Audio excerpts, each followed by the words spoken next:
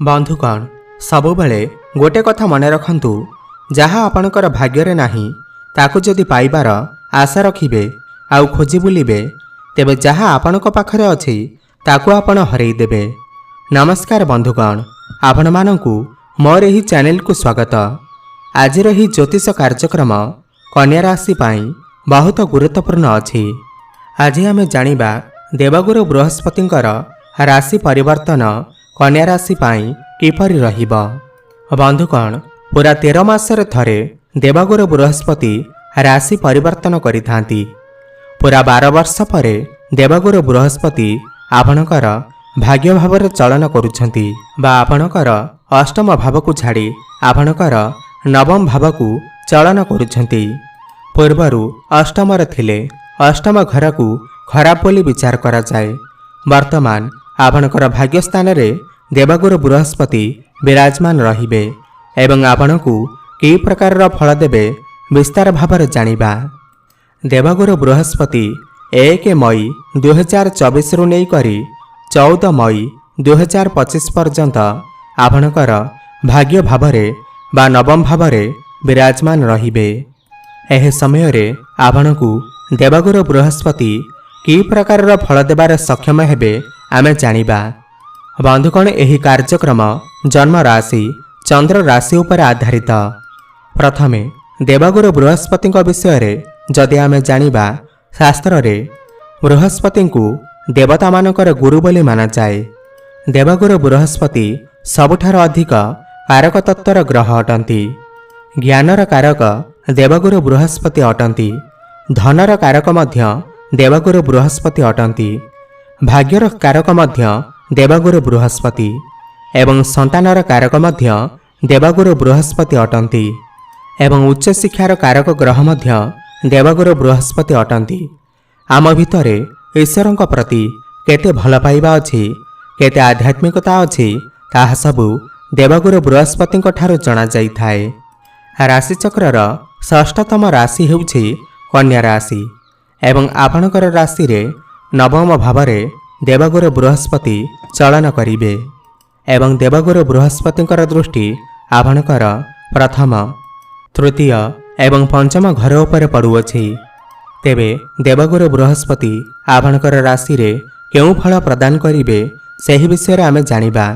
एहा पूर्वरु जदि आपणकर भी कन्या राशि होई थाए एवं आपण भी ईश्वरंकु सच्चा हृदय रे भक्ति करुथांती, विश्वास करुथांती, ताहेले एही भिडियोटी को लाइक करी कमेंट बॉक्स रे जय जगन्नाथ हर हर महादेव अवश्य लिखि दियंतु। बंधुगण मन रखंतु देवगुरु बृहस्पति हेउछंती देवता मानकर गुरु। जो मानकर जन्म जातकरे बृहस्पति भल स्थिति रे थांती, उच्च रे थांती, सेमानकु संसारर सब सुख प्राप्ति होई थाए। बंधुगण कन्या राशिर स्वामी ग्रह हेउछंती बुधदेव एवं बुधदेव एवं देवगुरु बृहस्पति परस्पर मित्र अटंती। बृहस्पति आपणक पाई धन कारक ग्रह अटंती। तेबे बृहस्पति आपणकर भाग्य भाव को चलन करिबे एवं गुरुंकर दृष्टि आपणकर प्रथम, तृतीय एवं पंचम भाव उपर अछि। देवगुरु बृहस्पति भाग्यर कारक होई आपणकर भाग्य भाव को आसुछंती। आपणकर भाग्य रे बहुत बड़ परिवर्तन आसीब।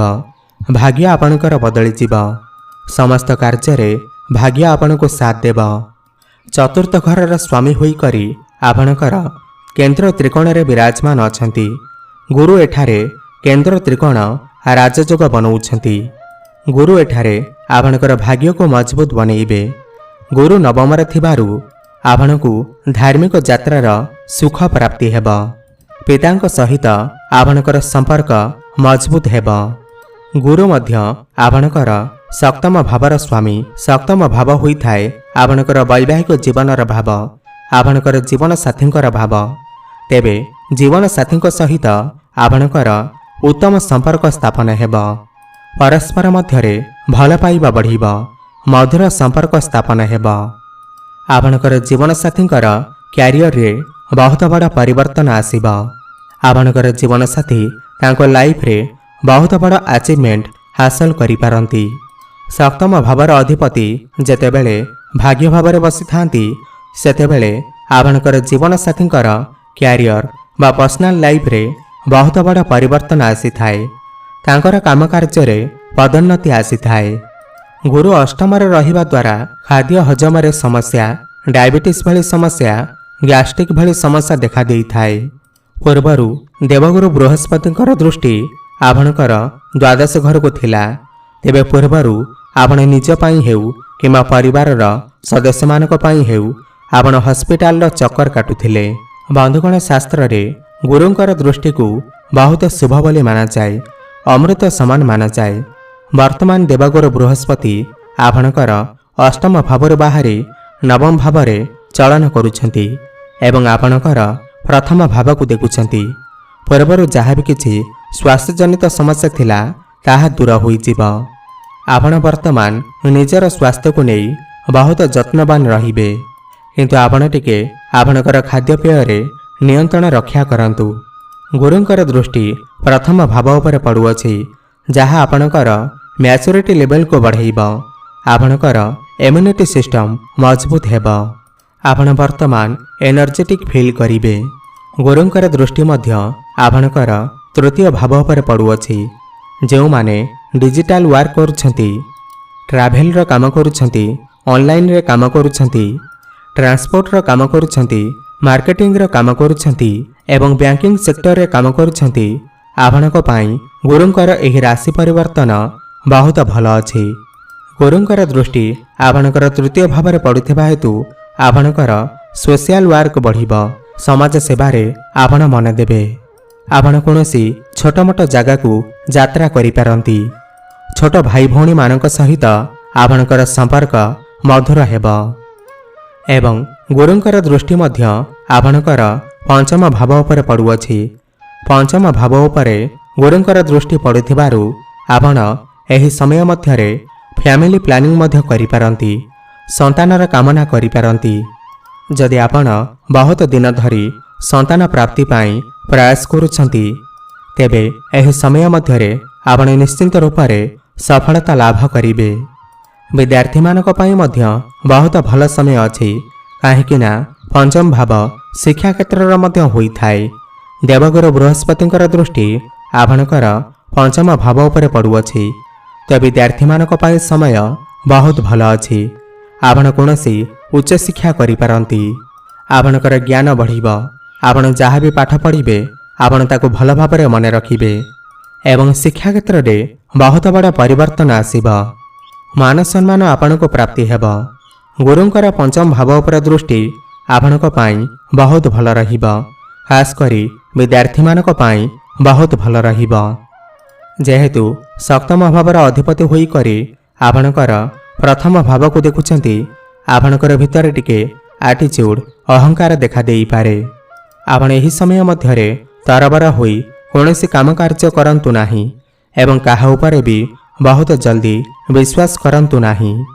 ଯଦି ଆପଣ ପାର୍ଟନରସିପ୍ରେ କୌଣସି କାମ କରୁଛନ୍ତି, ତେବେ ଭଲ ଭାବରେ ବୁଝି ବିଚାରି ସମସ୍ତ କାର୍ଯ୍ୟକୁ କରନ୍ତୁ। ଦେବଗୁରୁ ବୃହସ୍ପତି ଶୁକ୍ରଙ୍କ ଘରକୁ ଆସୁଛନ୍ତି, ଶତ୍ରୁଙ୍କ ଘରକୁ ଆସୁଛନ୍ତି।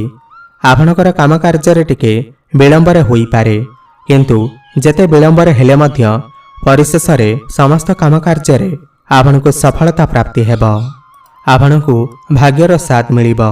ଯେହେତୁ ଆପଣଙ୍କର ପ୍ରଥମ ଭାବରେ ବୃହସ୍ପତିଙ୍କର ଦୃଷ୍ଟି ରହୁଅଛି, ଆପଣଙ୍କର ଶାରୀରିକ ଗଠନରେ ସୁନ୍ଦରତା ପ୍ରକାଶ ପାଇବ। ଆପଣଙ୍କର ମୁଖରେ ତେଜ ବା ସୁନ୍ଦରତା ଆପଣ ଅନୁଭବ କରିବେ ଏବଂ ଶାରୀରିକ ସୁସ୍ଥତା ମଧ୍ୟ ଆପଣ ଲାଭ କରିବେ। ହେଲେ କିଛିଟା ସ୍ୱାସ୍ଥ୍ୟଜନିତ ସମସ୍ୟା ମଧ୍ୟ ଭୋଗ କରିପାରନ୍ତି। ଗ୍ୟାସ୍ ହେଉ, ବଦହଜମି ଏହିଭଳି ସମସ୍ୟା କିଛି ଦେଖା ଦେଇପାରେ। ଏହିଭଳି ଛୋଟମୋଟ ପେଟଜନିତ ସମସ୍ୟା ଦେଖା ଦେଇପାରେ। ବନ୍ଧୁଗଣ, ଯାହା ବି ଅଶୁଭ ଅଛି ତାକୁ ଶୁଭତ୍ୱରେ ପରିବର୍ତ୍ତନ କରିବା ପାଇଁ ମୁଁ ଆପଣଙ୍କୁ କିଛି ଖାସ୍ ଉପାୟ ଗୁଡ଼ିକ କହିବି। ତାହା ଆମେ ଭିଡ଼ିଓ ଶେଷରେ ଜାଣିବା। ଏହା ପୂର୍ବରୁ ଦେବଗୁରୁ ବୃହସ୍ପତିଙ୍କର ନବମ ଭାବକୁ ଚାଳନ ଆପଣଙ୍କର ମନ ଧର୍ମ କାର୍ଯ୍ୟରେ ଲାଗିବ। ଆପଣ କୌଣସି ଧାର୍ମିକ ଅନୁଷ୍ଠାନକୁ ଯାତ୍ରା କରିପାରନ୍ତି, କୌଣସି ଧର୍ମ କାର୍ଯ୍ୟ କରିପାରନ୍ତି।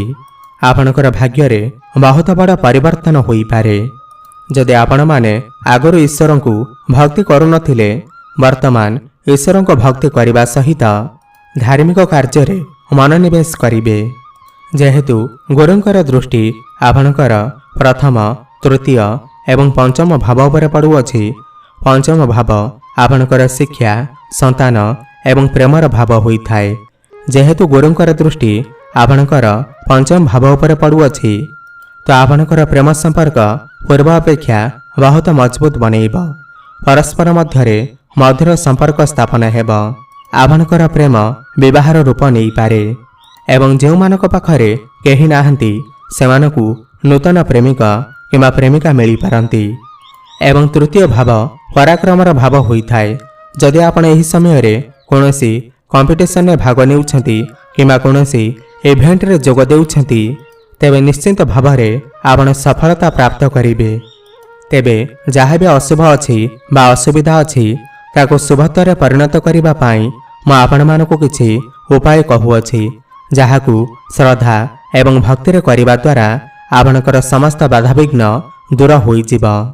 ବନ୍ଧୁଗଣ, ବୃହସ୍ପତିଙ୍କର ଶୁଭଫଳ ପ୍ରାପ୍ତି କରିବା ପାଇଁ ଆପଣ ପ୍ରତ୍ୟେକ ଦିନ ସ୍ନାନ ଜଳରେ ହଳଦୀ ପକାଇ ସ୍ନାନ କରନ୍ତୁ ଏବଂ ବିଷ୍ଣୁ ସହସ୍ର ନାମର ପାଠ କରନ୍ତୁ।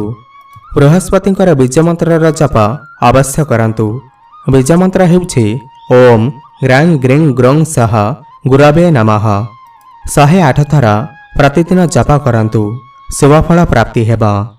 ଏହା ସହିତ ଆପଣ ପ୍ରତ୍ୟେକ ଦିନ ନିଜର ନାଭିରେ କିମ୍ବା ମସ୍ତକରେ ହଳଦୀର ଟୀକା ଲଗାନ୍ତୁ ବା ଚନ୍ଦନ କେଶରର ଟୀକା ଲଗାନ୍ତୁ। ଆପଣଙ୍କୁ ବୃହସ୍ପତିଙ୍କର ଶୁଭଫଳ ନିଶ୍ଚିନ୍ତ ପ୍ରାପ୍ତି ହେବ। ଆପଣଙ୍କର ଜୀବନ ମଙ୍ଗଳମୟ ହେଉ, ଏହା ମୋର ପ୍ରଭୁ ଜଗନ୍ନାଥଙ୍କ ନିକଟରେ ଏତିକି ପ୍ରାର୍ଥନା। ଧନ୍ୟବାଦ।